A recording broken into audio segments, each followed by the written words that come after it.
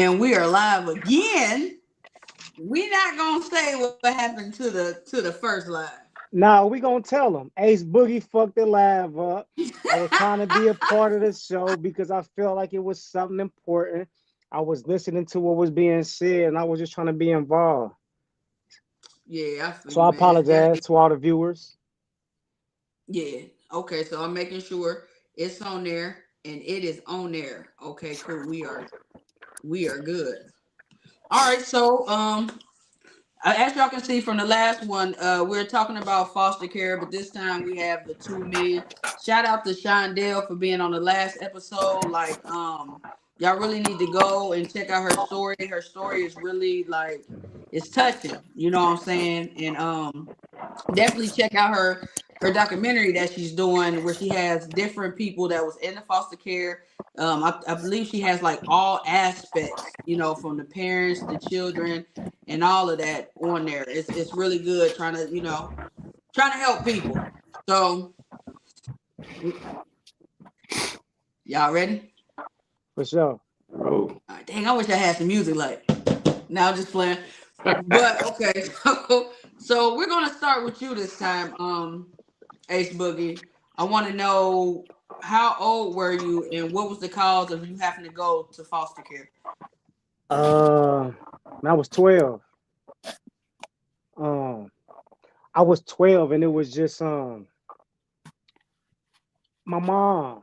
Um, I don't know if it was something with my dad or what, but um, yeah, I had me and my mom's had like a bad relationship, a bad bond for real growing up, man. So I went through the foster home, the group homes, and the boot camps and YYAs and the DYSs and the Nicholas treatment centers, and I did all that.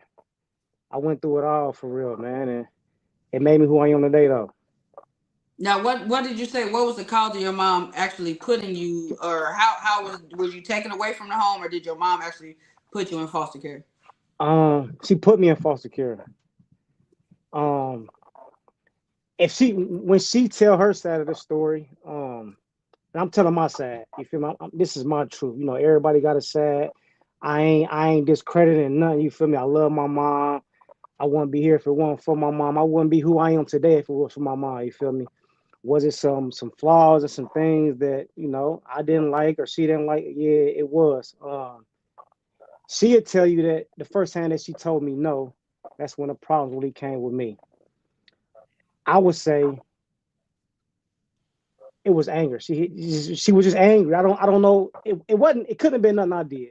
But as a child, my mom was like she was really aggressive, and I say abuse. All of us say abuse. Like, man, my mom used to beat my ass. You feel me? You can't say that now, but my mom used to beat my ass, man, for real. So I did a lot of shit. Like I wasn't bad, man. I was smart. I was gifted, man. I played sports, man. I was straight A's. You feel me? But I was a kid, man. I did a lot of things that a kid do. They don't do nowadays, but it played a role for real, man. And for a long time, man, like I didn't respect women because of that. Yeah. Okay. Um, I mean, like I said, I used to get in trouble. I got in trouble. The punishments was just extreme, though. You feel me? Like, and I had relatives, like I said, I'm not gonna say family members. I had relatives that knew the story, knew what was going on, and instead of like helping or stepping in and intervene, they rather, just talk about it, tell everybody what's going on. And I done broken my mom's house. I done took from my mom. I done did a lot. But see, a lot of people on the outside looking in would just be like, oh, he was bad. He was breaking the house. He was robbing people. I was surviving. I was surviving. You feel me? When you ain't got no family, you ain't got no relatives, you ain't got no, you got you. So I caught my first felony at 12. You feel me? So from 12 to 19, man, I wasn't allowed in my mom's house. I couldn't go around a family member for real, bro. Like it was like I was like Monique, bro. I was blackballed, bro. I wasn't allowed to be around nobody, bro. So my family became the juvie system for real, bro. That's where I got the friends and got close to people and all that from for was the system. I Yeah. was I was a system, baby. I was a state baby, in other words. So you said at 12 she put you in the foster care. Was it because you caught a felony, or was this before you even caught the felony at 12?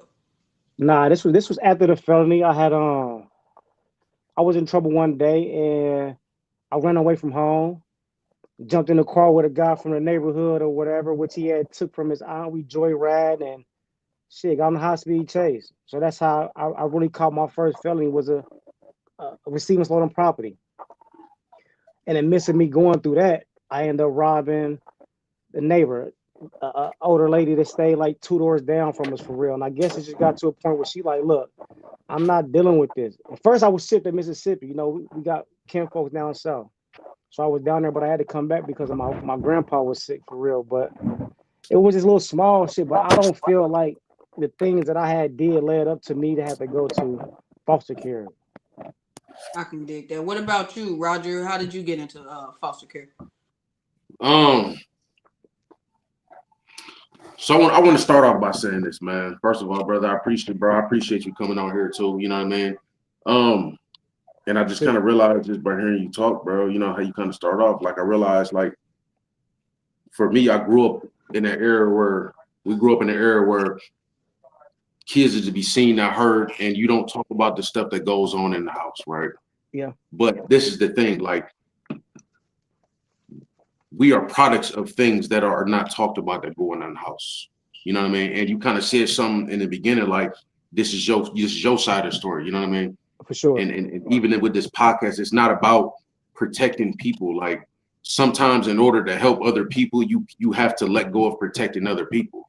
Does that make sense? It And do so it sucks, and you know what I mean. But at the end of the day, and it may be uncomfortable, and it may cause some friction in other areas. But this at this moment, it's no longer about you. There's people tapping into this live that need to hear, that need to know that they're not the only ones that's been through this stuff. You know what I mean? for Because it's sure. like people start to heal once they're heard.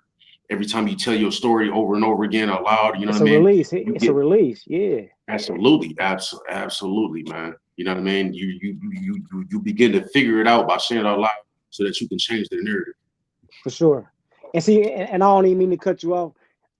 Me and Sleep, we just had this conversation for real because it was like when they invited me to the basement to do the first, my first episode with them for real, I had held back because a conversation was asked, and it wasn't really about foster care or nothing, but it was just on your upbringing with these guys is killing and doing all this or whatever. And it was like I tried to hold back because like you said, to protect my mom for real. And it was just like for a while, for a long time, like a lot of people know my story, a lot of people don't, and I try to tell my story because I'm not ashamed of nothing.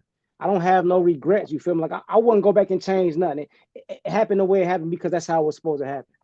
For sure. Now I can salute a lot of people because a lot of people wouldn't have made it through it for real, bro. I just turned 40, but I got my hood trophy, bro. I don't even care about nothing. As long as my kids graduate, I don't even care for real.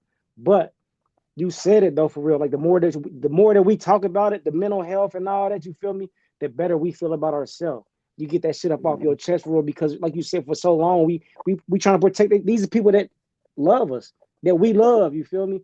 And man, Michael Beasley had said some shit that was like real touching for real, man. He said his people were stealing from him like when he got to the NBA, and it was like either confront him or say nothing. And he was like, for a long time I didn't say anything because this is my peoples. I want them around me. I don't want to get a bunch of new people around me for real that do the same shit. But it was a conversation that had to be had, and when the conversation took place, everybody fell out for real. But it was like, how am I wrong? But y'all taking from me.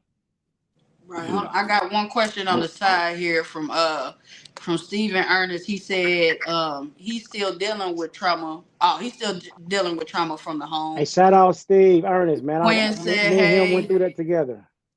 Valeria said, "Hey." She said the name of it is Beyond the System.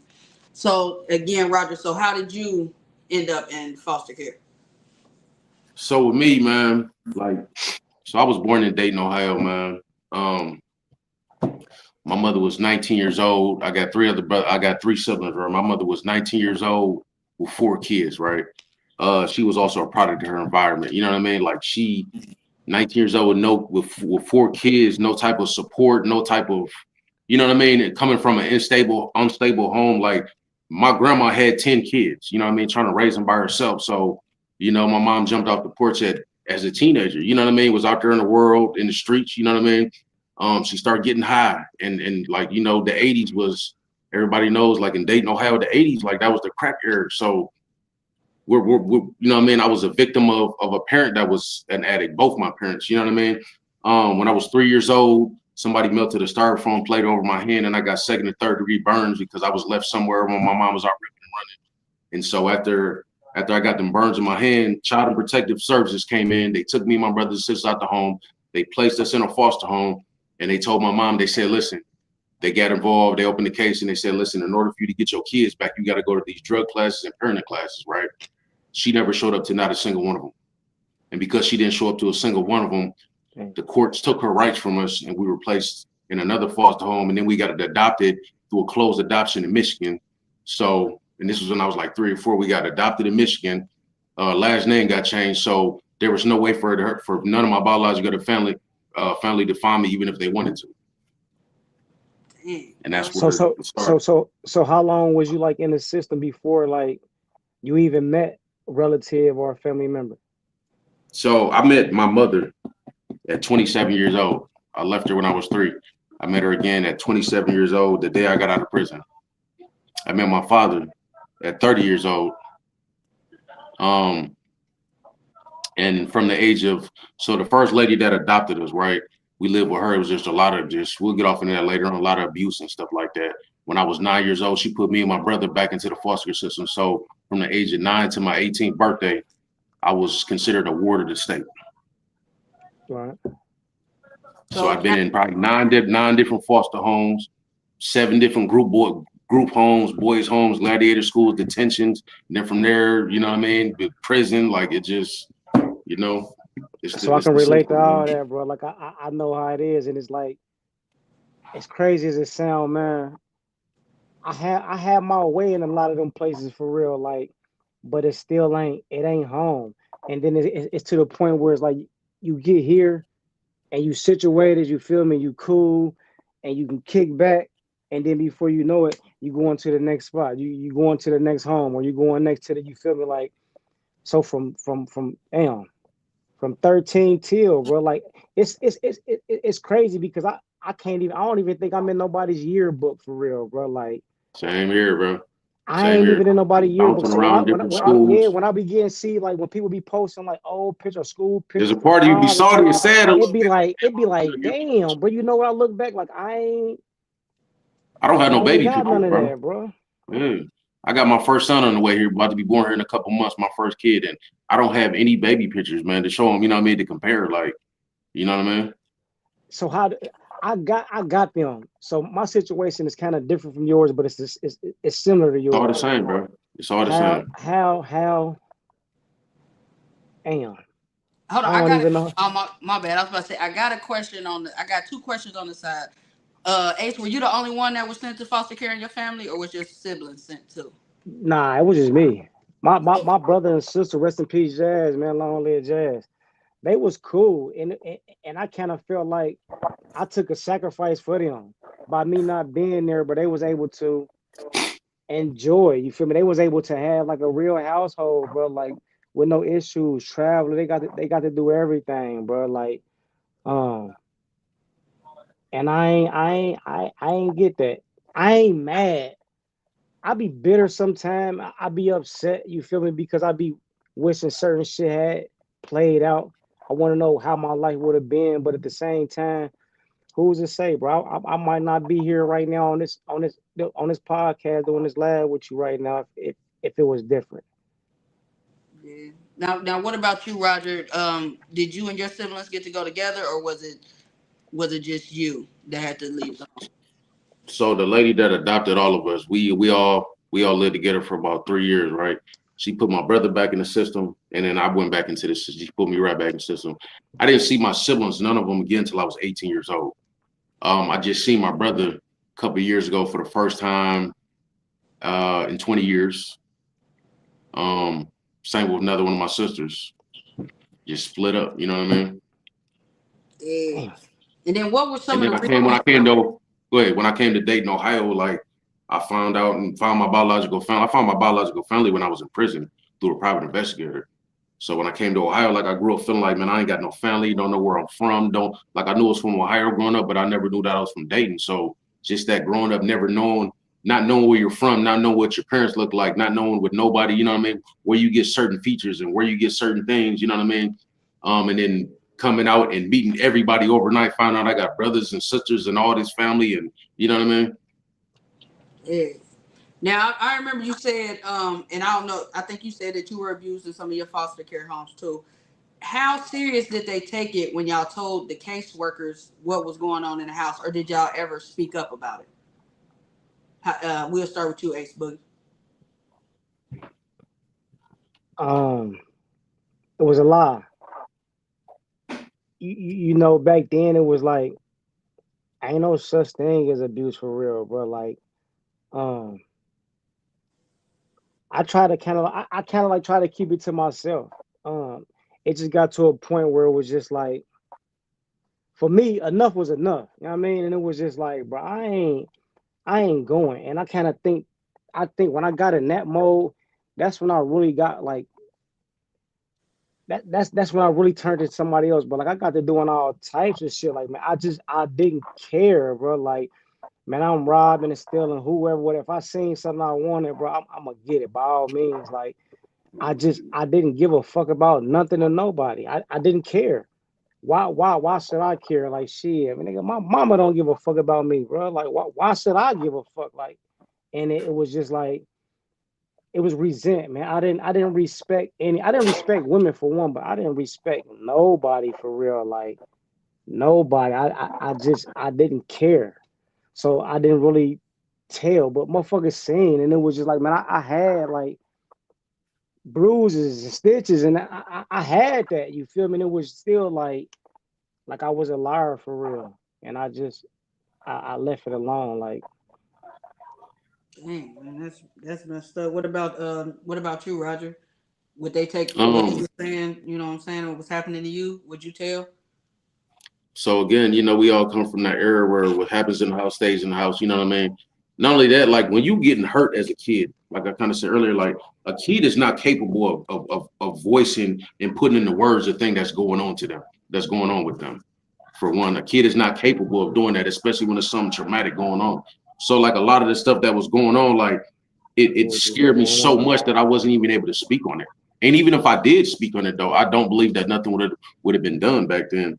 And I just kind of want to hit on something you said. When you've gone through pain and rejection and all these things at a young age, and like my parents, nobody was there to save me from these things, bad things that was happening to me. The people that I needed to be there growing up, you know what I mean? They weren't there to save me and protect me and love me, right? So when you're in a position in an environment and things happen to your life and the people that's there that's supposed to protect you and help you, they're not there, you have two choices in life. You either become a victim and stay like that, or you learn how to emotionally check out. Yeah, I learned how to I learned how to emotionally detach to keep myself safe. yeah. Man. And then that transition later on in life, especially as a teenager, to that I don't give a fuck. Because it's like, why should I care about you, or why should I care what anybody else got to say? Because the last time when there was a point in my life when I wanted to care, and when I did care, it didn't result in nothing but hurt. Yeah, I And then can you see. get older, and that starts transforming, and it keeps you safe for a long time. Like that keeps you safe.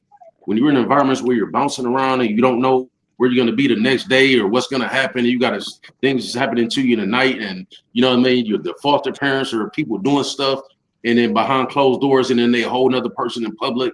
Like you learn how to protect yourself, and it keeps you safe for a while, right? And then life starts happening. Life goes on, and then other things start happening. Like you start becoming a parent, and you start dealing with women, and you start dealing with all these different things, and you're not able to emotionally show up as the person that you need to because You don't know there's that how. part of you that you've never learned how to get over. You know what I mean? That kept you safe, but is now becoming a hindrance in life because you're called for other things. Yeah, man. Yeah. Could you elaborate on some of the things that may have happened to you? I know the other one you had told, but because it was some traumas. If you would like what some of the parents was doing when you was there. So for me, like my first foster home, man, that was probably the worst one. I stayed with that lady for 4 years, man. And the stuff that she would do, man, she would do stuff like tie me up naked at nighttime and beat me. One time she made me dress in different clothes and go out there and clean the yard and do all the household chores and sit in a chair by myself. Um, One time I missed some dog crap in the yard, so she stuffed my face in a plate full of dog shit because I missed it. I learned my times table by her standing over my neck, standing over behind me, holding the neck to my neck. That's how I learned my times table. Like she isolated me, my brothers and sisters from society. She moved out there to the country where nobody really knew who we were and nobody would really pop up, like her family and relatives, you know what I mean? And it was just a lot of sick stuff, man. She would choke me out, pick me up by my neck, so that like for years I didn't like nobody touching my neck, you know what I mean? Even when women in relationships, because of that trauma that I experienced, like she'd pick me and she was a heavy lady, so she'd pick me up by my neck and lay on me so I couldn't breathe. Um, just the isolation, man, you know what I mean? Finally got out that foster home, man, by the grace of God. Other homes I've been in, like I was in one foster home, I had to be in the basement all day. You know what I mean? Another foster home, I've been in a few foster homes where they had kids of their own and I would have to eat and play by myself. I wasn't allowed to eat at the same table as them. Another foster home, the foster dad, like he got mad and he would beat up all the boys and beat us. You know what I mean? Like bust our lips, like fuck us up for it. It wasn't no whooping. It was like real life beating. You know what I mean? Yeah, man, it's the stories go on, man. Another foster home I was in, got woke up in the middle of the night getting beat out my sleep. You know what I mean? A few times, like just the guy, he would drink a lot, and the lady, like they was crazy, and they would just come out in the middle of the night and just hurt us, man. Like fuck us up for real. You know what I mean?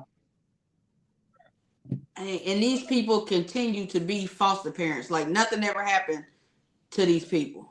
They continue to get another It's child and another child and do the same thing. and yeah, and it's one of those things, right? Because so we're gonna dive into this, right? And it's one of those things, right? Like, because I'm gonna talk about church hurt, right? Because it's a real thing, right? It's so hard for a lot of people to believe in God, right? Especially for me growing up, because it's like, how can there be a God, right? When the same people who's sitting here going to church every Sunday are doing these kind of things to be behind closed doors. That part You know right what I there. mean? You feel me? So it's like to this day, like people talk, you know what I mean? But like their actions wasn't matching their words, you know what I mean? Um and damn, what was the question again? My bad. So these foster parents continue to be able to get Yeah, kids, even though they absolutely. Because predators, they when beat. people do when people do stuff like that, when human beings do stuff like that, they're never going to be let it be known. You know what I mean? It's never going to be known. When people are doing stuff like that, it's never done in the open. So it's not going to be seen on the surface. You know Hey, what I hey, mean? hey, Sleep. You ever see Antoine Fisher? Yeah, I seen it back when it first came out.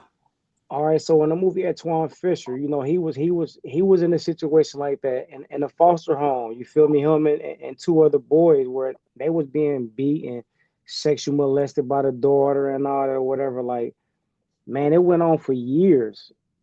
And it's probably still going on now. Like he said, bro, what happened Definitely. behind closed doors, like that shit in there. As a child, as a kid, you feel me?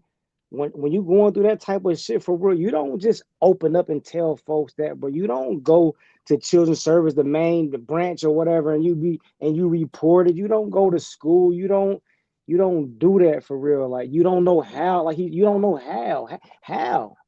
How do I go tell on these people that's supposed to be loving and taking care of me for real? Like how? How do I do that? I Now I do got that a and question then because you what? I said, do that now. I got to go somewhere else. like Ace, you said like you had visible bruises and stuff like that. Was you going to school with that and like no teacher ever said anything? No adult ever like pulled you Man, let to me the tell you side and was something, man. like, I didn't had to walk from Denison to Cornell Heights oh, to school. You feel me? yeah. This fifth, sixth grade, bro. I got my first set of stitches fifth grade. Like, and again, I didn't get abused in foster homes. I didn't get abused in group homes. You feel me? I was abused in home, my home. You feel me? This is before children's service and all that. Like this led up to me going to children's service. So it's like it's this shit hit different. It's different. You feel me? It, this is not somebody that was assigned my caseload. You feel me? This wasn't somebody that was like, well, you know what, your parents don't want you, so you go here with these parents and you go. No, this was my mama. And again, man, I love my mama, bro. I'm crazy about my mama, bro. We ain't talking about we got a funny relationship though. You feel me? And it's again, man. I stayed away from this just because I didn't want to bash my mama. You feel me? And I ain't want motherfuckers coming at me like, well, you that's your. But this is my story, bro. You feel me? This is my truth. Like this is my therapy for real. Like, and again, I'm here. I wanted to be a part of this, but now it's kind of like, man, I should have stayed away from it because I want it, but man, I ain't. It's it's different, and again, it's different because I love my mama. So Mhm. at the same time, it's like it just hit different. It hit different. It hit different. It's different, man. If it's too much, bro, you don't. I But can. I'm okay. You But sure? I'm I'm here. We here. Okay, I'm cool, Let's here. go, So bro. yeah, cool. it just Which hurt. The shit just hurt. That's all. it's Yeah, supposed and to, I man. It's coming out yeah, of you, I'm happy bro. this can be a release. It's supposed Someone, to. hold on, who is this on? Valir said, has your mom taken accountability for her actions? Have she Um, apologized to you or anything? I'm a we didn't have conversations. You feel me? And I think that's why I'm where I am in life for real. Like I haven't just got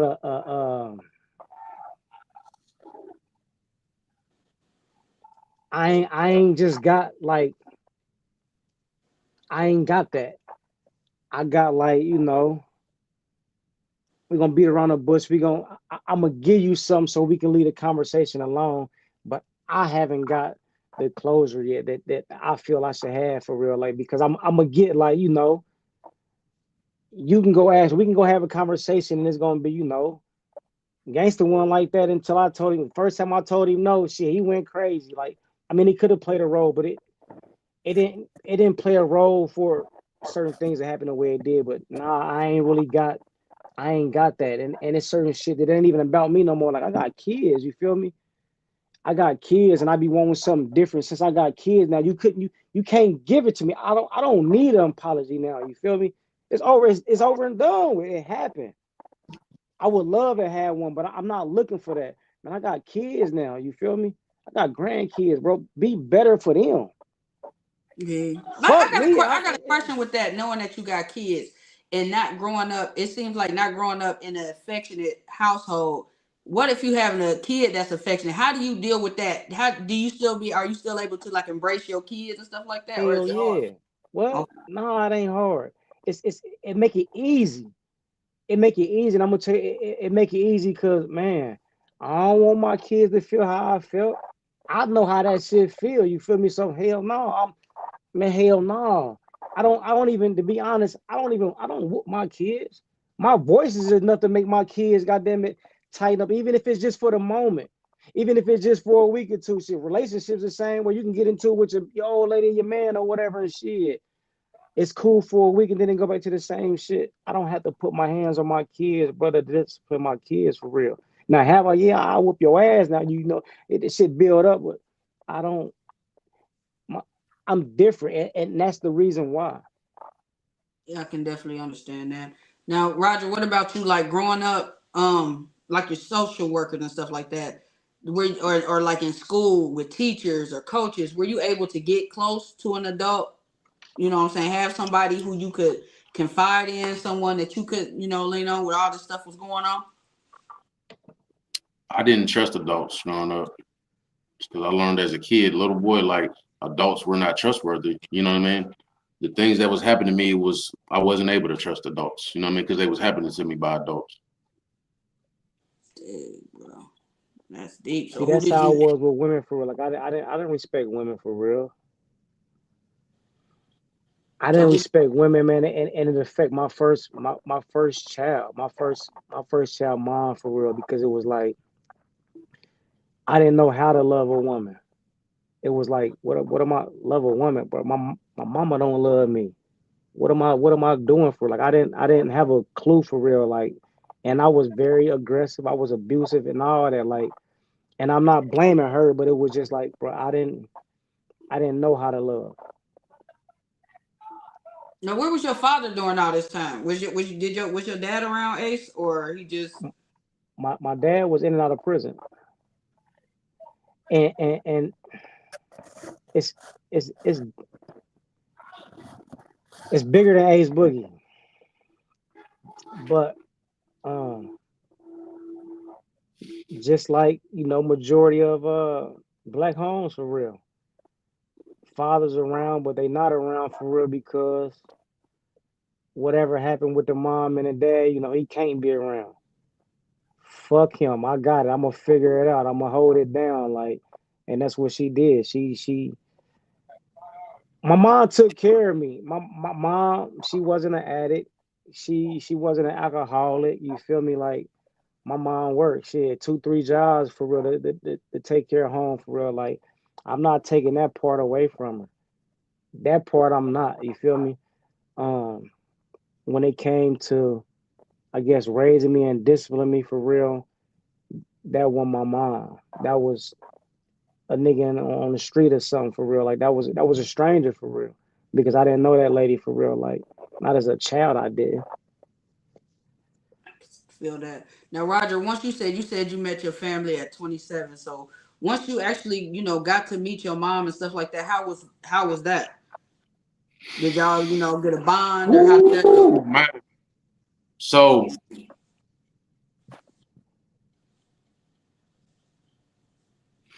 let me say this, man. So like again, growing up, right, my whole life, like childhood, growing up, like I just wanted, like I never knew where I came from. I never knew what my parents looked like. I never knew where I got certain things, right? So, and because of the things that I was going through growing up, you know what I mean? Like there was a part of me that was like, man, if my mom is here, if my dad was here, like everything would be better. You know what I mean? So then life happened and I finally got a chance to I found him, right? So I came to Ohio, like, and in my head, there was a part of me that was like, everything is about to be good. You know what I mean? Like I finally got the thing that I've waited 27 years to get. Like I finally got my family, my mom, you know what I mean? Like I finally got the number one thing that I've always wanted my whole life, right? So I came here the day I got out of prison, man, is the day I came to Ohio, right? And when I came here, what I got was the complete opposite. But it wasn't, I didn't get I had a void from the things that happened to me growing up. And because I had that void, I thought that it was going to be filled with family, right? So I came out here expecting this like the Cosby thing, you know what I mean? I thought I was gonna have a loving mother that was there. I thought I was gonna have a supportive father that was proud of me, man. But I didn't get that, man. We talking about speaking truth. I didn't get that, man. I got a mother that was still in active addiction, getting high. Sorry to And hear I that, got bro. family, I got family that was looking at me like I got a father that had never been around in any of my other siblings' life. And then I got family that looked at me like, bro, we don't know you. You know what I mean? Like, fuck you, ain't about to embrace you, dude. We don't even know you. You know what I mean? I got family members that seen that sense that I had a wound, that I had that wound, you know what I mean? To be accepted and loved. And they prayed on that. You know what I mean? And kind of going back to something he said, like my relationship with my mother, like it was horrible over the last eight, you know what I mean? For 8 years, like there was so many ups and downs. I went through that phase where I just wanted my mother to love me. You know what I mean? I Yeah, just wanted the woman that gave birth to me to love me. You know what I mean? Like I feel like all boys want is to love their mother or get that love from their mother, right? And I yeah. wanted that so bad for my mom to the point where I would turn my head to things that was going on that were not okay. You know, I would pop up. She would call me to pull up and put hands on people. And she's the one who started it in the first place. You know what I mean? I would let her lie to me, steal from me, and be heartbroken. My first time ever really experiencing a heartbreak, I think, was the day I get when getting out of prison, and I walked into the house, and I'm sitting there. I popped up. I'll never forget this. I popped up. I'm like, man, let me do something. I'm gonna go ahead and take her out to eat, right? Let me take her. So I bought her some flowers. You know, I'm gonna put up at her house. Like, man, I'm gonna do something. Because when I got out of prison, I didn't know how to emotionally connect. I didn't know how to emotionally feel nothing other than anger, right? That was the only emotion that I was taught growing up was anger. And in environments like prison, like that kind of, that kind of emotion is not frowned upon. You allowed to exercise it in there without consequences, right? So after going through the first couple of weeks and not being able to emotionally know what was going on with me, right? I said, let me try to do something. Let me get outside my comfort zone. I popped up at her house with flowers, about to take her out to eat. And when I knocked on that door, she opened the door, and I would never forget that look in her face. I would never forget. It's just that blank stare, that looking dead at me, but looking through me, sitting there calling her name and all these different things. You know what I mean? It's like she wasn't here. I was standing right in front of her, and she didn't hear me, right? And that moment changed me. That was literally my first time ever having my heart broken, right? And that moment changed me. Because what it did is it made me pull back mentally and emotionally. But then there was still that unhealed part of me, right? That would keep going back, keep going back, keep going back. You know what I mean? Because I just wanted to be loved, right? And so like I would accept things, and I went through a phase where I was angry too, where I would blame her for all the bad things that happened to me. And then this is how life works. I had so much pain and anger and fear and just from all these different things I was experiencing on my dad's side of the family. My dad wouldn't know where I ain't meet him till I was 30 years old, and he been saying I wasn't his son since before birth. You know what I mean? And like from my father, like I never wanted no money. I never wanted nothing from him. Like I grew up having to survive. So, you know what I mean? Because I learned how to survive at a young age, I learned how to provide for myself. So I didn't come to him wanting no money or nothing like that. But there was a part of me that I wanted to feel like I was good enough. I wanted to hear him say that he was proud of me for my accomplishments and all these different things that I was doing. But I never got that. Man, that ain't my son, man. That ain't my son. Then I got my dad's side of the family over here saying, like, man, you look just like him. You talk like him. You act like him. You walk like him. You got the same mannerisms. You know what I mean? So I'm hearing this from them. But then they're also saying, like, bro, we don't fucking you. You know what I mean? Like, we don't trust you. We don't know you. And then I got him over doing it. So it's just a lot of rejection, right? And I'm going to tell you my history of my mom. Like, I went through so much with that woman, right? To the point where I became her all the way down to the getting high part. I got to a point in my life where I was sitting up in the house getting high with my mother, with the woman that gave birth to me. That's how low I got in life, mentally, emotionally, and spiritually. Today, my relationship. When you got to that part, right? Because I done been around people like that. Is that the time that you felt the closest to your mom? Absolutely, and that, yeah, And and that's like we gotta talk. and that's probably the most. That's probably where she opened up the most to you at, and that's probably where she loved you the most at. No, I felt the closest only because, listen, the only reason I felt the closest to her at that moment was because I was suffering from I was suffering from the same wounds that she was suffering from. Does that make sense? Because before that, all the way up to before all that, all the years before that, it was always she did this, you know what I mean? Like I was bleeding from the things that she did, her dropping the ball, my spirit and mental and emotion was bleeding so much to the point where like I spiritually died. And when I was sitting there talking to her, I did feel connected. You know what I mean? And there was so many things mixed in that moment. Like that was the heartbeat of them generational curses that get passed down. Like there was, and what it did do though, I don't regret that, because what it did do is it taught me how to have empathy for her. That's what taught me I was able to see her pain. I understood why she did that, why she was doing that, right? But at the same time though, right, things had to shift because I was called for different things in life. So things shifted, right? So as I started getting myself together and healing from that stuff, right, what I learned is that the things that she was doing, you know what I mean? Like my mother, you know, that's my heartbeat to this day, man. She is the strongest woman that I know, and I love her, right? But the things that she feared, the things that she avoided, those were the things that were causing her to stay in that space, right?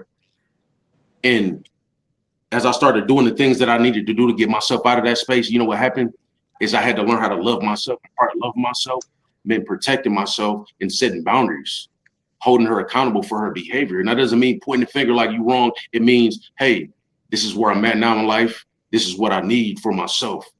If you can't do that, like in order for me to have you in my life, you have to respect these boundaries. Does that make sense? It do. because that Because lack of self love I'm costs. on the same time with you for real. And I apologize for cutting you off. Me and my mom, we was in a good space. I can't recently I pushed myself away because it's things is going on, and again, it ain't got nothing to do with me for real. It's really about my kids now at this point for real. I mean, like I Mm. said, I accepted it. What happened to me, it happened to me. You feel me? And I've been trying to get past it, and I've been trying to like move forward for real. But it still play a part. I mean, it still got a hold of me, and it's like, um, man, my sister gone. You feel me? And I tell a lot of people, man, my sister was like my mom. Because when I wasn't allowed in my mama house for real, when my mom was gone, I was in the house, and I was in the house because of my sister. Was you feel, my little sister? Like I got her about 7 years. Was like, get your ass in here. You feel me? But it was at the same time, she like, you can get in here, shower, whatever you need to do, whatever. Like, just don't take nothing. Because I was at that stage where I was, man, I'm taking shit, bro. I didn't care for real. And that's why I go We, so hard for my sister like that. Like, and my sister kind of like She never raised me, bro, shunned you.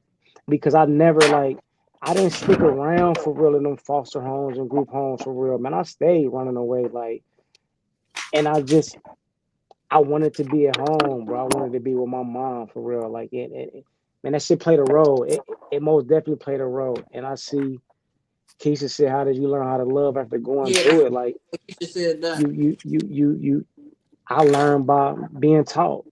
Whoever you deal with, whatever, whoever you dealing with, man, they gon' the do's and the don'ts, man. I mean, like, so even when I it got a comes to question for that. relationship, I ain't mean to cut you off, but I got a question for that because you said like you was aggressive and you was angry. So how did you accept the love? How did you know when somebody was genuinely trying to give you love man, in I order think to I give was it in in my return? mid 20s when I finally understood, like, bro, them people ain't against you for real, bro. They trying to help you, stupid. Like, it took a while, and I'm gonna say I really didn't grow up till I was down there 30 for real. Like, just to be honest, like, mentally I wasn't there.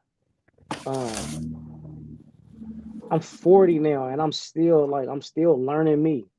I'm still learning how to love correctly for real, bro. Because you do anybody really know how to love? Like, what's everybody have a different definition of love first and foremost. I mean, my definition of love might not be the same definition that you have for real. Like, so again, it's like it's still a learning process. It's still a learning process.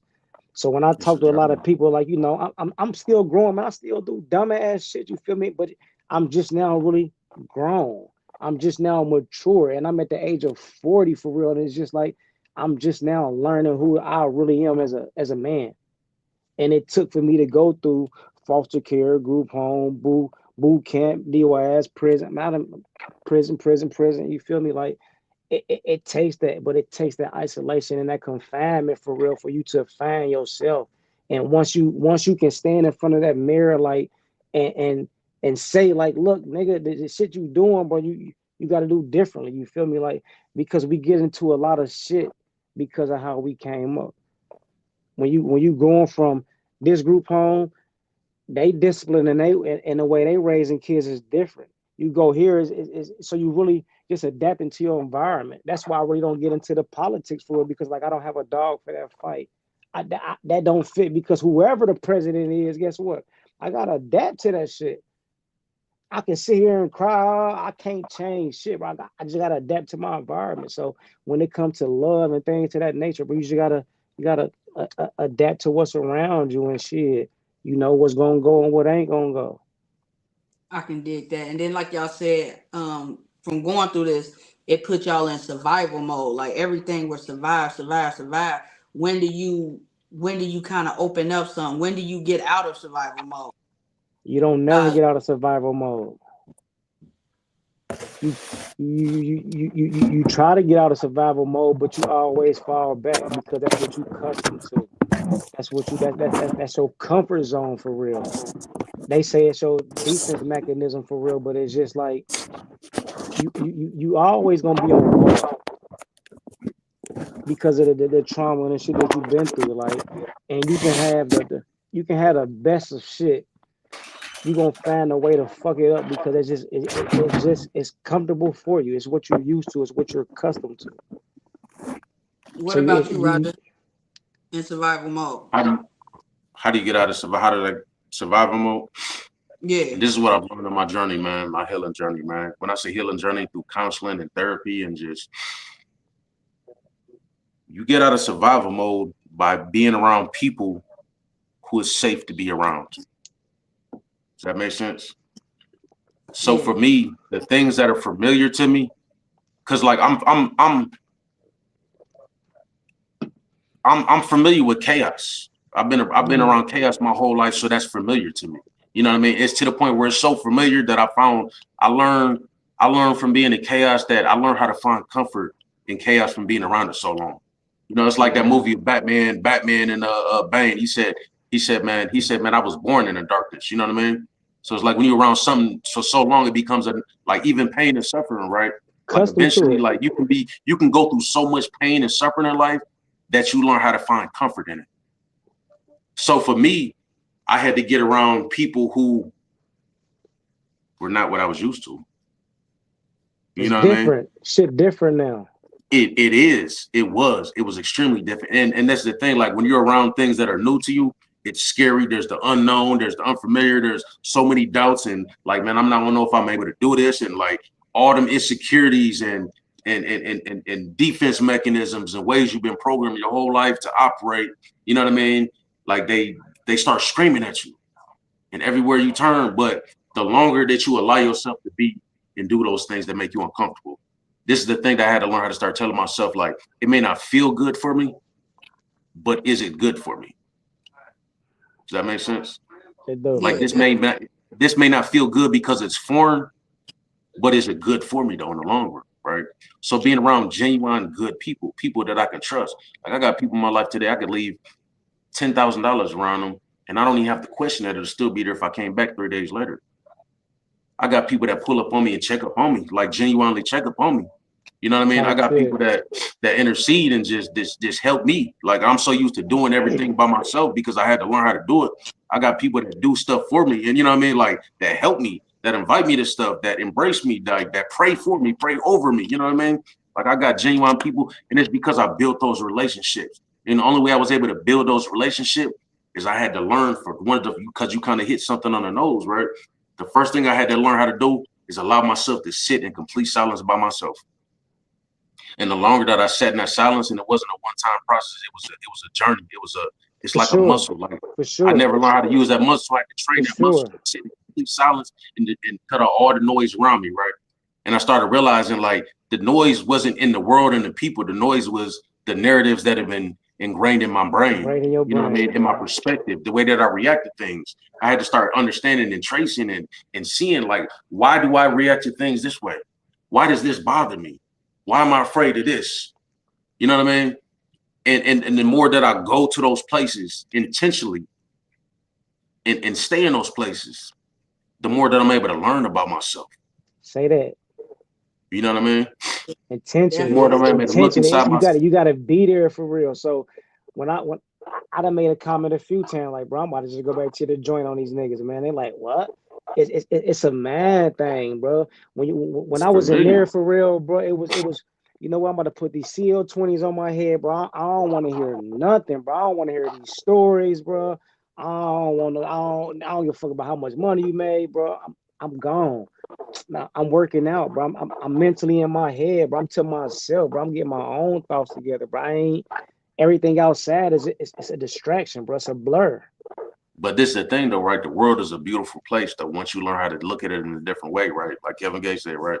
So even with that, right? Like it's I'm naturally programmed. My like I learned how to check out at a young age. Like I had to learn how to check out from the world, right? And I realized by checking out from the world, like I was not able to experience the world, right? So it's like you go and you learn how to change things inside of yourself, change your perspective, and you talk about the things. You find people that's willing to listen, bro. And you find people that's been through exactly what you've been through and are Hmm. overcoming, and you seek those people and you ask them for help and you ask them questions and you be honest with them and you take the things that they tell you to do, you know what I mean? And you You gotta apply take that them in even when you head, don't want yeah. to, right? And so then when you go back out here in the world, instead of running from it and trying to check out, then you can sit there and enjoy the world Hit that and bitch really enjoy head it on. because you're not looking at it from a broken lens. You're not looking at it from a place of pain. I'm not looking at it from a place of, oh, my mom left me when I was a kid. I'm not looking at it from a place of, oh, my dad abandoned me. I'm not looking from a place of, oh, this person did this person did this. I'm looking at it It's a like, man, I'm place of still growth, alive. bro. Like, man, I Yeah, it's went a through place all of this growth, stuff. bro. I've already Yeah. looked malevolence in his face as a kid. I've looked the devil in his eye as a kid, and I'm still here. Man, I'm damn near invincible. So let me go ahead and enjoy this world, all the Type good things shit. in life, because I've already experienced all the bad. Type shit. Now, how Me and long did Sleep, it hey take y'all Sleep, to we had get to that this? conversation. Yeah, and I You was said gonna say, what? how long did it take you to get to this point? At what age did you finally start to let yourself be free from all of this on the inside? You know what I'm saying? From carrying all this from your past. I've only, I've only been on my healing journey intentionally, man, for like a year, almost a year and a half. And it's like that's the thing. Like it's a journey. It's not a destination, man. Like I'm not gonna lie. Like the other day, I got triggered all over again. Like I moved right, and I'm so used to moving. I moved so much as a kid, right, that I didn't realize like I still have trauma responses. Like I realized like I was having a rough day because there was a part of me I don't like moving. I hate moving because of the way I grew up, right? And what it did is it put me on edge. I was irritated all day, and I'm like, why am I irritated? Why is everything irritating? I'm not, you know what I mean? And I realized like it wasn't things around me; it was something going on inside of myself. Inside, yeah. So I had to sit down and realize, like, That's really get to crazy. the root of like what's really going on. And there was a part of me that was not at peace or unease because of the changes, some changes that was going on. But then I had to go back to that little boy, you know what I mean, and talk myself at the ledge and speak life to myself and find people to talk about it with. You know what I mean? So I can get it up out of me. And I've learned like this shit that we've been through in life, you will never heal with it inside of you. Like, because we've played it in our head so many times. We've lived the story a million times in our head to the point where I've learned how to predict people. I've learned how to predict scenarios and all these different things so that, and I program myself to expect the worst so that when it happens, I'm not disappointed because I already Type. expected it, right? But this is the thing, like these are scenarios we painted in our head. So we have to learn how to get this stuff out of our head and allow somebody else to give us a different perspective. It's like this, like you will, it's like when you got a couple that's arguing, right? Going back and forth, right? Like your people, you got two people that's going back and forth with each other, right? This person sitting there trying to tell you their side of the story. This person trying to say their side of the story, right? And in their heads, they both right? Now you're in the outside looking in, so you're seeing the whole situation from a different perspective because you don't have no emotional attachment to the situation. So a lot of these things that we've been through and we go through, right?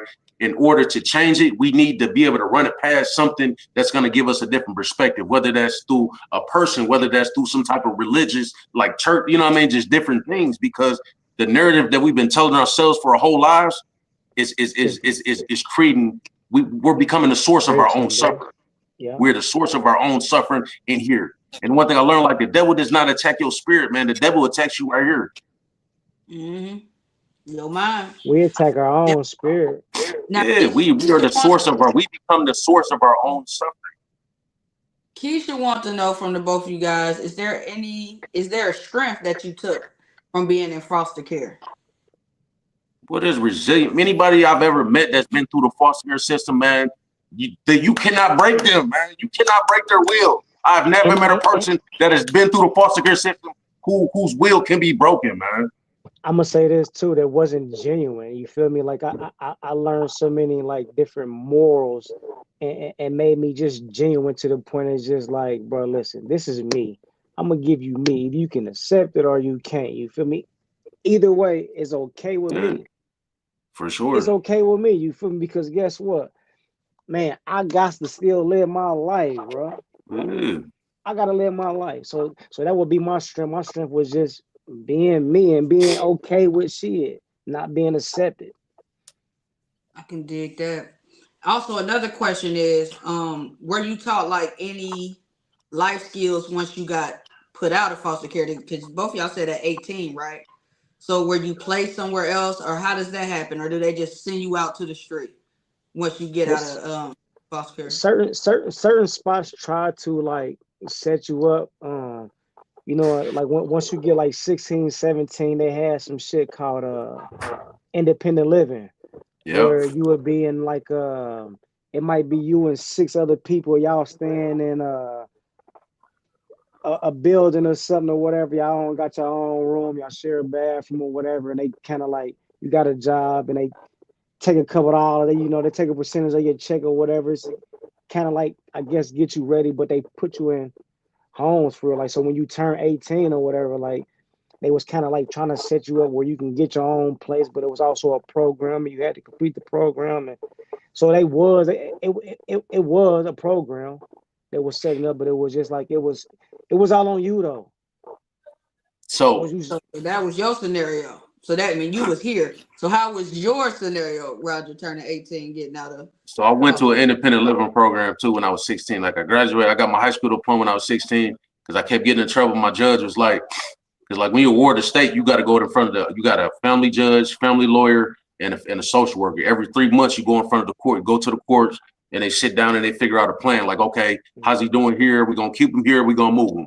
Yeah. So I was getting in trouble a lot. I was fighting and stuff, anger. It was starting to come out. You know what I mean? Getting kicked out of all the different programs and shit. So the judge was like, man, just I'm like, can I get emancipated? He like, well, you got to get your high school diploma and graduate. So they sent me to this program, this boy to Boysville, and it was like an accelerated learning program.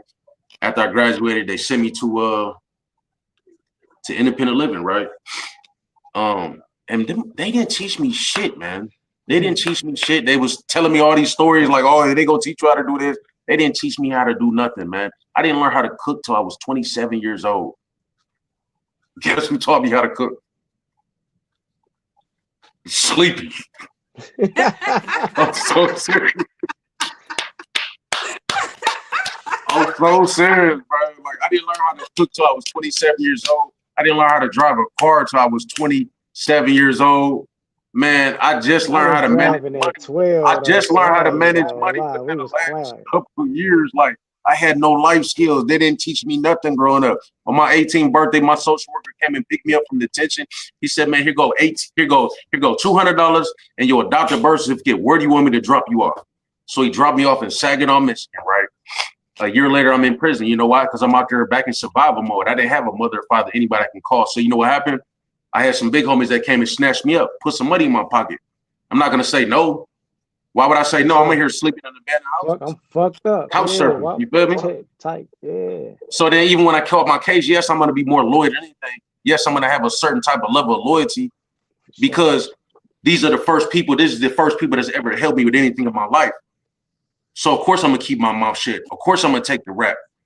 You know what I mean? Because they're the first people that ever helped me with anything when I was in a position where I needed it. And then that just, as you know, Well, it man just, was a little different, but yeah, same same instance though. Shit, you gonna go where the love at. yeah, man. When you grow up not Well, having love, of course you're what you gonna hold, think that is, but you that can think also that is become your love downfall anyway, too, for though. real. Because you think it's love, it really ain't love for It's real though. not. You really It's not. just you accept it for real, and it's like, well, you know what? They accept And you me, want shit, cool, da da da da. And like again, you adapt into your environment you only accept it because they're the only I only accepted it because there was a part of me that never felt good enough. for You know sure. what I mean? That didn't feel like I deserved certain things. So You feel like that's where you feel like that's where my you belong. attachment Like you to him. fit in with it. For like, man, you know what? I'm one of these niggas for real, but for real, bro, you want one of them goofy ass niggas, man. No, no. Yeah, and then I also Damn. got a question over here that says, Keisha said, do you feel like the system failed you? Do either one of y'all feel like the system failed y'all? Of course. The But system but but trains but you but good. I'm about to say, hell yeah, it failed me, but it also it didn't just fail me. It set me up for failure for real. Cause like you said though, it wasn't a lesson learned. It was just all about surviving, bro. You gonna figure out how to survive, how to take care of yourself to get yourself out of that situation for real. It wasn't no, I'm gonna do this program for 6 months. I'm gonna be here for 9 months, and once I complete it, bro, everything gonna be just normal. Like hell, no, it wasn't nothing like that. It was you complete this program and shit. Guess what? We still ain't got nowhere for you to go. So shit, we gonna try boot camp. We gonna see you to Youngstown. Oh, guess what? We still ain't got that. So now we're gonna send you to Muncie, Indiana. Oh, and man, you just get to the point where it's just like shit.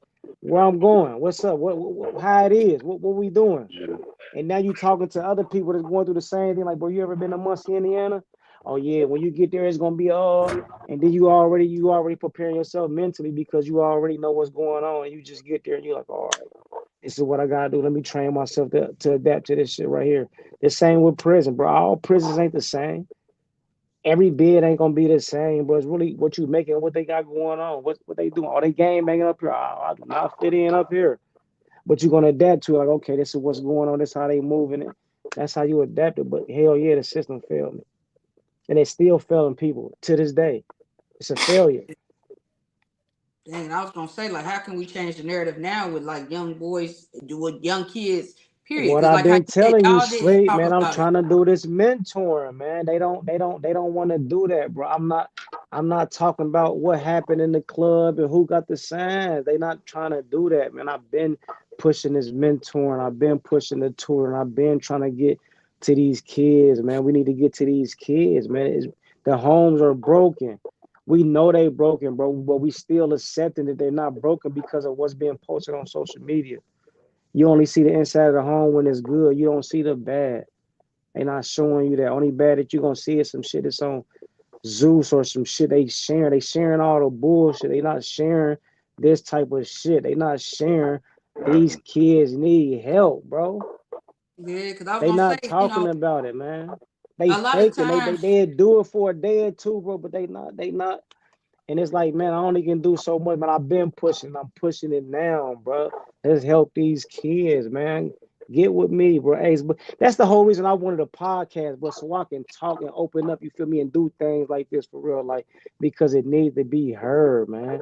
And it's a lot of people that want to talk, but they scared to talk. But it's like if they get to hearing other people talk, they gonna step up and talk, man, about some yeah, shit that need to be talked about, man.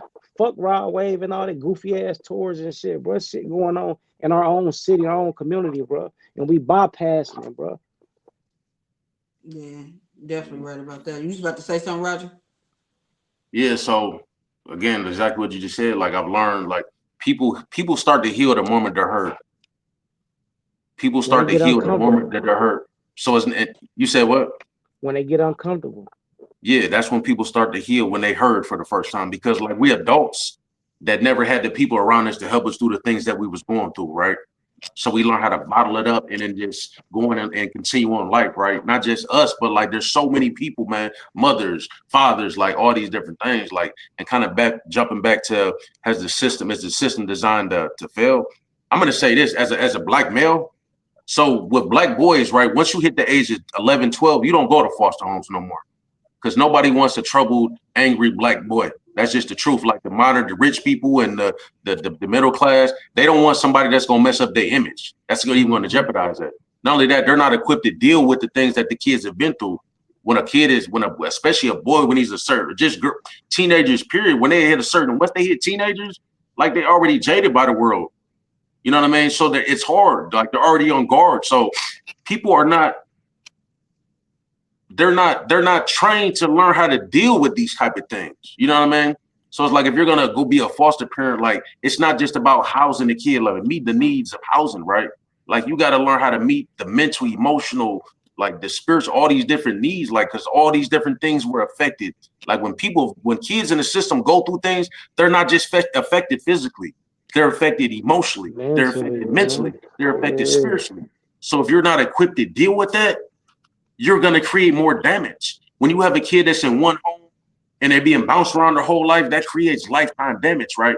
And then what happens is when kids become teenagers, they ship them to a whole nother system, right? They ship them to a system, to group homes and boys' homes and all these different things, right? And all those places do is they program you for prison because now you're 12 years old, 12 years old, having to fight 15, 16-year-olds. And either you're gonna Sleep in the get same your room you're either with gonna them. get Yep, you're yep, either gonna get beat up or you're gonna learn how to fight back. yeah. And then the staff that work there, right, they got you doing stuff like standing in line and doing the same stuff that they had you in, you know what I mean? Like all these different orders and rules and stuff like that. So that when you 18, 19 years old and you transition to prison, guess what? Now you already know how the system works. Now you're already emotionally numb and checked out. Now you've already been through some rough stuff, so you're not scared of no grown man because you didn't already been beat up as a kid. You know what I mean? Teenagers by kids way older than you, so you numb and you just fall into the thing, right? You just fall right into the system. You know what I mean? You run into people like You adapt it's into the your system is environment, designed man. itself to Yeah. fail, but at the same time, though, right? You have a choice. This is the thing what I've learned, right? She Yes, the said that system is though. fucked up. The system Yeah, is fucked up, but that does not mean that you have to be stay a right, victim of it, right? for sure. And this is one thing I learned, right? You don't have to stay a victim of the system, right? If you learn how the things that you go through affect you, right? So I'm about to be a father, right, for the first time. I have a little boy about to be born here in a couple months, right? My first child, right? Congratulations, And I bro. realized, like you said it, like this is no longer about me. Like I realized that last year, like my life, my journey, my purpose, my calling, like everything I do today, like it's no longer about me, man. For But it's like sure. I can't help somebody. I can't help my son when he gets older and starts life in him because I can't protect my son from the world forever. I can't. I can do the best that I can while he's in the house, but I can't protect him from life. So when life gets to life, and guess what? I have to know I can't. If something happens to him mentally and emotionally, I can't tell him the same thing that I did went through. I can't tell him just suck it up and deal with it. Like so, I have to learn how to be emotionally available Yeah. in order to help him through the things that he's going through. You know Type what I mean? shit. And same thing with these youth. Like we can't help people if we're not capable, if we've never done it ourselves. You know what I mean? For So sure. even with this, like this is all part of the process. You get this stuff out so that you can go out here, all these dreams and goals and aspirations that we have, that we want to do, the impact that we want to have. I Just spoke showing on up and that talking is not enough. Like we have to be available. You know what I mean? because it was like I feel like we should be first candidates when it comes to a lot of these with the detention centers and shit like that. But by us having And we felonies or will whatever, be. That's the we thing. We can't even will be first candidates. They're gonna and listen that's to us because we have their story. for But they're gonna sure. hear. They're gonna hear the pain. We're gonna get their attention because of the pain and the anger and the rejection. They're gonna be able to relate to that, right? They gonna have to. Everybody can relate to pain. If you go into a room and talk about some bullshit, everybody's gonna tune in, especially people that's been through that, right? But what people need more than to be able to relate to pain and anger and all this bad stuff, they need people that's been through that Been through and this have shit learned how to get out of it, man. for sure. How did you get out? That's what they need to know. How did you get out? How did you make it out? You gotta lock in. You gotta lock into yourself though. You gotta want to get out. And Virginia, she asked that. She said, well, she said, saying the system sets you up for failure. Do you feel like self accountability plays a part in your action? It most definitely do. And like he said, for real, like we still had a choice.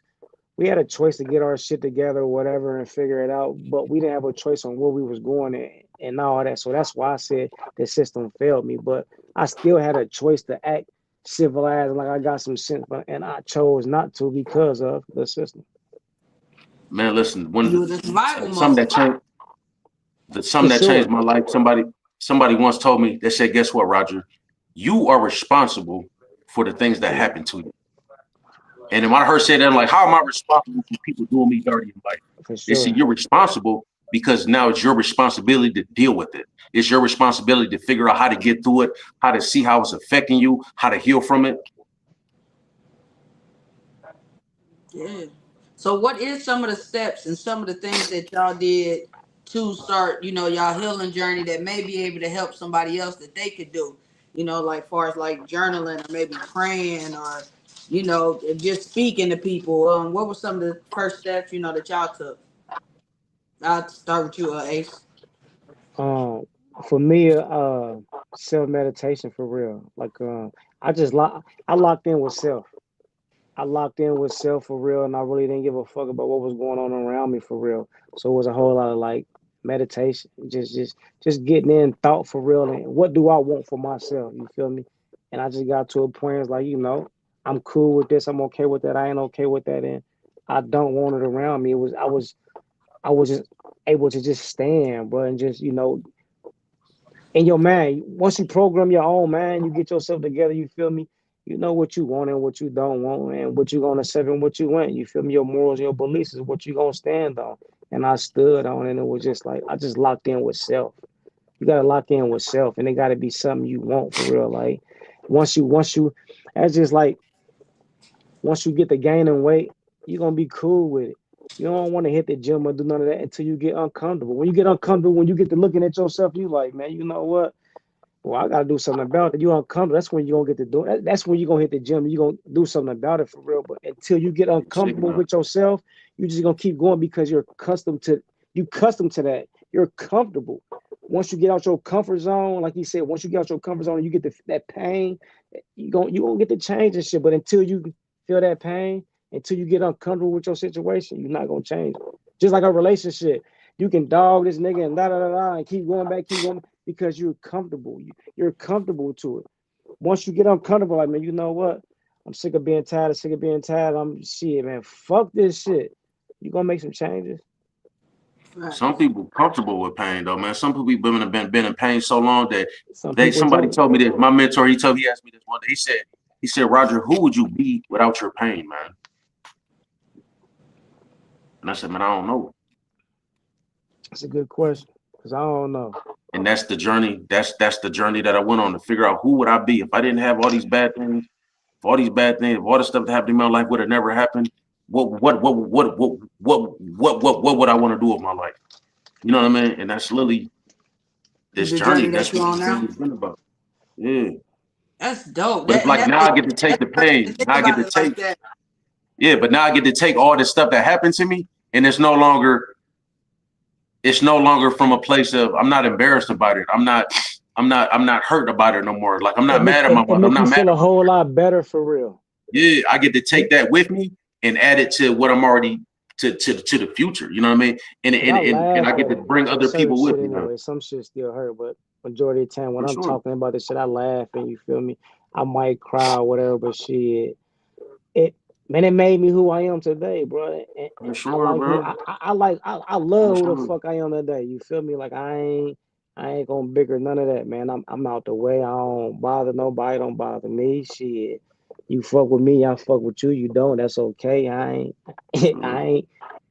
I'm okay, bro. I'm at peace, and I just want to stay there for real. Uh, Like, I heard you say something about sometimes you cry. Now, Roger, do you cry like cleanse? You know, because they try and push this narrative like men ain't supposed to cry, but guys, it's okay to cry. man, listen. Also, Men's Mental Health Listen. Month. So, I I cry. I done sit at the bar and cried. You, man, if it's there, it's there. But I don't hold back shit. What you gonna say about me, bro?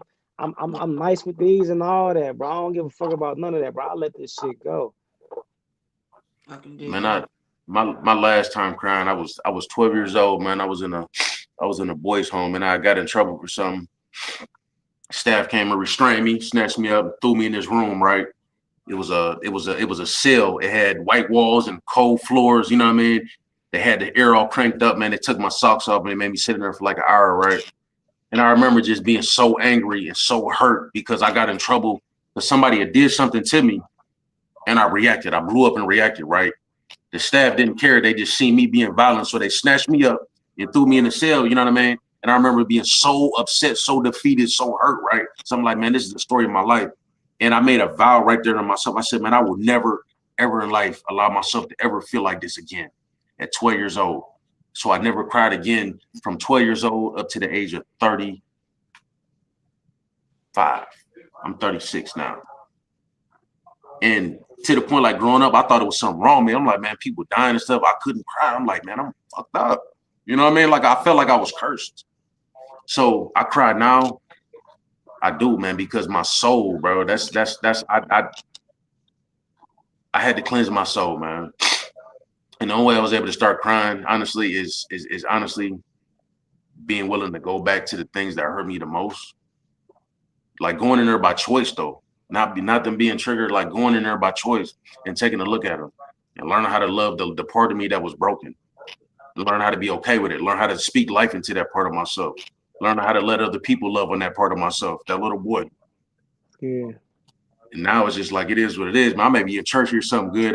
You know what I mean? Like, yeah, I cried. Like you said, bro, I've won so many fights in my life. Like, I'm not scared of nobody. Like, I was a kid fighting adults. type of People do time, not scare me. I don't have type nothing to time. prove. You know what I mean? So it's not that, oh, I'm too big. I'm afraid of being weak. I'm not afraid of being weak. Like, I've been broken at a young age. So But Like I don't feel like crying is a weakness for real, bro. it's not. It's not. It's It's crying emotion. It's a when feeling for you've grown real, up the bro. way that That don't you've make grown you up. weak. No, when you've grown up and been through the things that we've been through, like we not just that doesn't just affect you mentally, emotionally, like You that better affects you be spiritually, glad right? I'm crying, bro. It Cause opens the goddamn it, man. floodgates. You're allowing yourself to be vulnerable and let the things inside of you out, right? And every time you make a deposit like that, right, you get the opportunity to receive something new into your system, man. And a lot of people wonder why their relationship with God is so messed up and why it's so hard to believe in God, like because it's like life will teach you how to keep your guard up, how to be angry. You know what I mean? And we become programmed to be angry and keep our guards up and always be on defense. You know what I mean? And when you're dealing with something like God, like it requires the opposite. God does, you know what I mean? You have to be vulnerable. You have to be surrendered. Like when you're going through something, you have to be like, be willing to be like, God, I'm willing to take my hands off it. I'm willing not to respond. I'm willing not to do nothing with it until you know what I mean? I'm putting this in your hand and I'm trusting you. Yeah. And it's so hard for a lot of people to trust when you've been hurt and backstabbed and done dirty by people, right?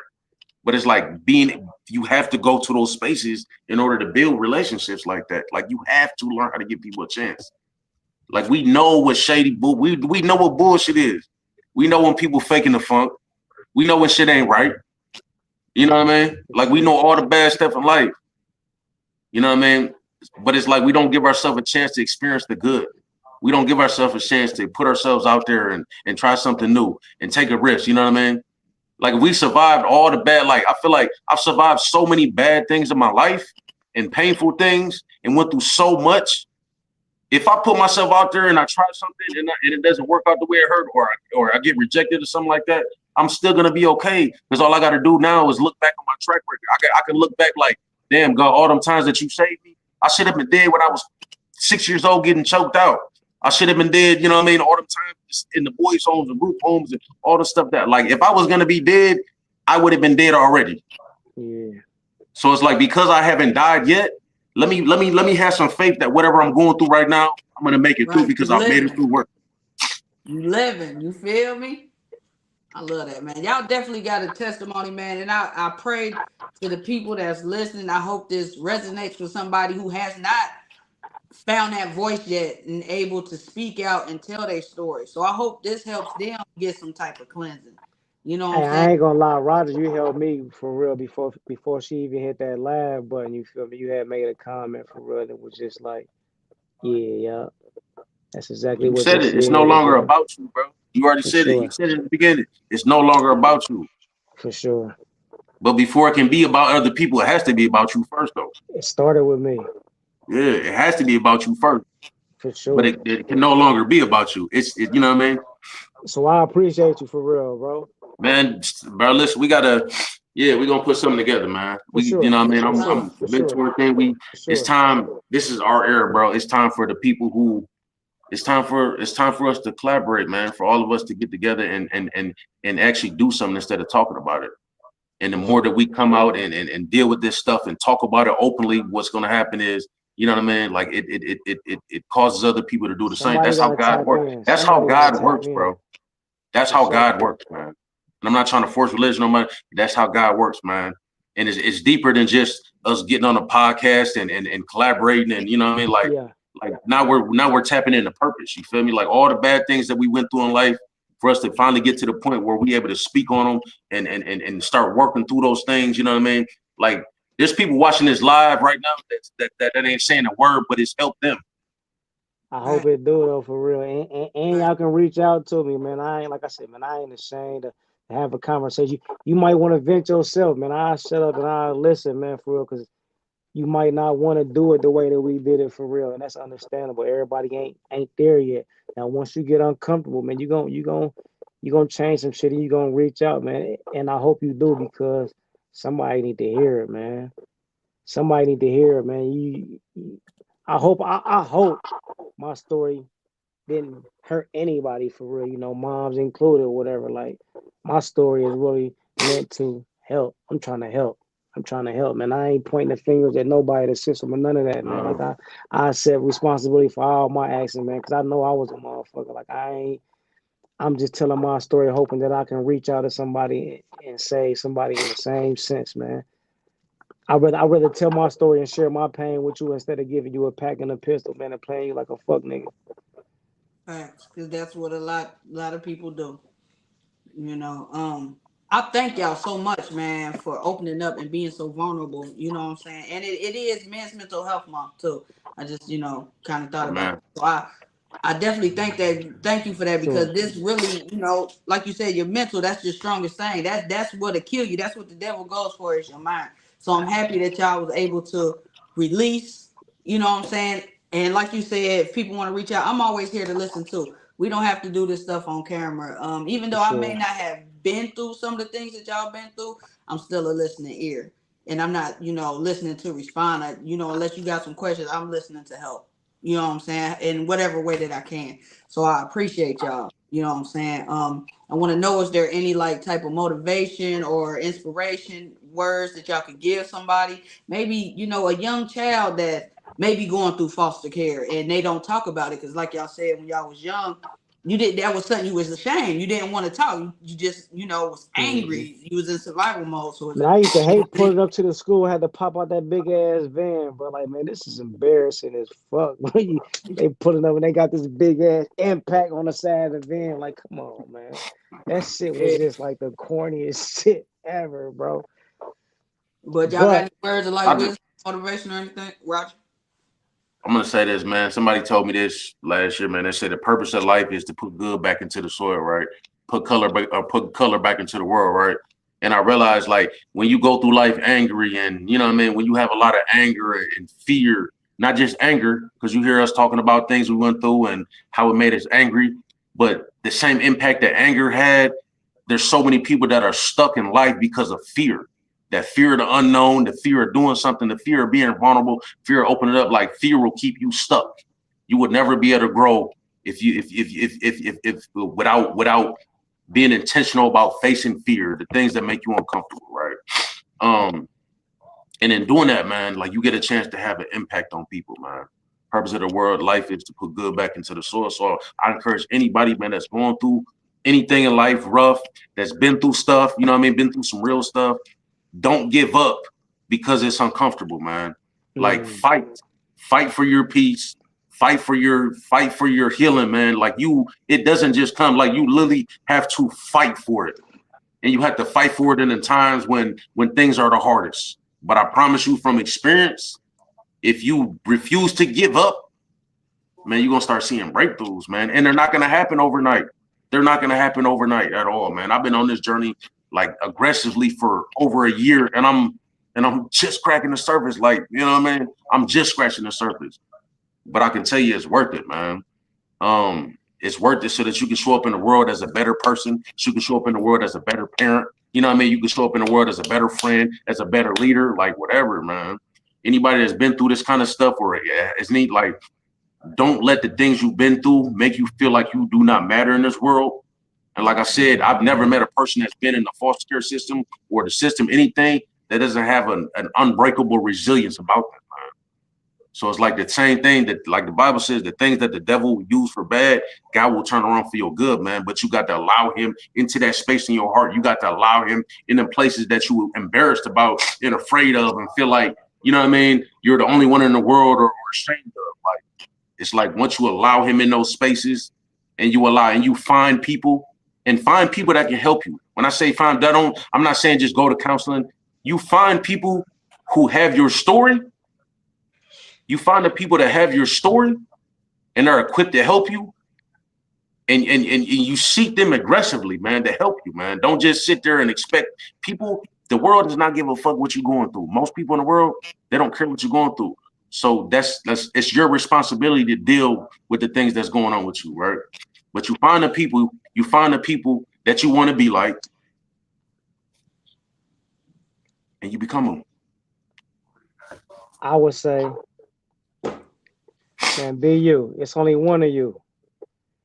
All that trying to waste time, trying to mimic the next person, trying to be like the next person, man.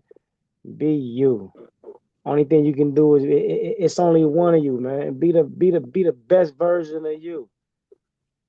If you want to be a goofy, if you want to be a flunky, bro, be a flunky. Be a goofy, bro. Like, But I'm telling you, man, if you just trigger in, bro, and you just lock in and tune in with self without worrying about everything else for real, man, I damn near guarantee you, man, your situation and be a whole lot better. Man, you're gonna be cool for real.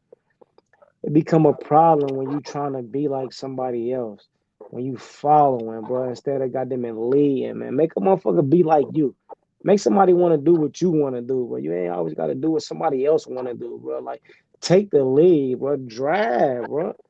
You in control of your own destiny, bro. Just like we tell our own story. Everybody got a version of what happened.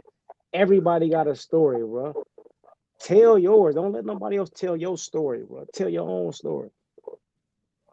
That's what I would say. Bruce And you said, need what's this. up, This Bruce? one more thing. Quit trying to do it by yourself, man. Quit That's trying what to a do lot of it by people do. yourself. That's what a lot of people Quit do. trying to do things. This process is not done alone. There's moments where you do it, but where you need to be alone. But this journey is not meant to be done by yourself. Find some people that you can connect to that's doing the things that you didn't, you know what I mean? Like, get out of your comfort zone Get and out your find your comfort tribe, man. zone, Go bro. When you find your get tribe. uncomfortable, Quit man. waiting for your tribe Go to Bruce, find find Bruce. your you. tribe. Go find your tribe. Go find your tribe, man. I love that, man. Yeah, especially the people, yeah, like you said, who think they can just do it on their own. You gotta open up. You gotta release, man. It's okay. It's okay. People gotta know it's okay. It's okay to be vulnerable. It's okay to cry. It's okay to have emotions. It's okay. It most You definitely know, Have is, to, we man. in man. this world, you gotta be so tough. You gotta be, or people gonna fuck what the people think, KYD, man. Bruce. Man, you gotta it's okay, man. But I definitely appreciate y'all. What's up to Bruce? Bruce done said what's up to y'all. He said what's up, Roger. He said what's up, little brother. Get some shout outs over here. What's up, Keisha? What's up, Bar Legacy? What's Man, I up, appreciate everybody that Area? was told in. Keisha Appreciate had Sure, some y'all. man. questions that was cool. What's up, Virginia, Virginia? Bro, What's I'm up, gonna send you a DMV. friend request, man. We got yes? links, man. We gotta collaborate. Yeah, for sure, for Leanne. sure. We most definitely got to put something together, Oh, man. girl, that was on her earlier too. Thank She in the y'all. mix too, man. Yeah, Shondell, Man, definitely, and man. Gotta hear again, her, and so her again, story. I apologize, y'all. You owe me I money. messed up. I messed up the last lab, man. I was trying to be a part of this for real, man. I felt like it was a touching situation, and again, it's therapy for me. So every time I can get in on shit like this, man, I speak up. I speak. I share my story because for real, it's therapy, bro. It's man, y'all just helped me release some shit off my chest for real, man. I'm getting that monkey off my back, like. You I doing ain't gonna something sit here and wrong, act man. like I'm okay for real. Like I'm still dealing with shit for real. Like I make it look good, but this was a therapy session, man. I appreciate it. So sleep, I cash app you or something because I got the money Yeah, I back on need the a couch and thousand. shit Like and I got need a thousand. But that. I feel like Bro, it it's was like, definitely needed, and the last one was definitely good. You know what I'm saying? But I think more people need to see these men, you two men, speak on things Make because sure a y'all lot of men tune ain't in talking. July 26th, man. We got some more important shit to talk about, man. July 26th, we will be We at got a Bleachers, lot. man. Yeah, we for have Get y'all sure. preachers, ticket, man. man. So Get with definitely sleep, come to the man. Get live y'all show. ticket, man. $20 But yeah, man, I love you, Rod, all day. You know what I'm saying, Me Cuddy too, Buddy. man. I thank you so much. You know how long I've been trying to get you to tell your story. I'm happy you're getting your healing. For For sure, real. man. I'm Like happy I with said, that hey, you bro, it's a journey. Like, we're operating this way for 30, 40 some years, man. It's not going, it's a journey. It may take 50 years to get complete. You know what I mean? for sure. yeah, he got his bug. So we gonna get up out of here, Yeah. man. Ace, I appreciate you, Rod. I appreciate I you. appreciate y'all, man. Thank Y'all y'all. have a All Thank great right, y'all. night. man. Yup.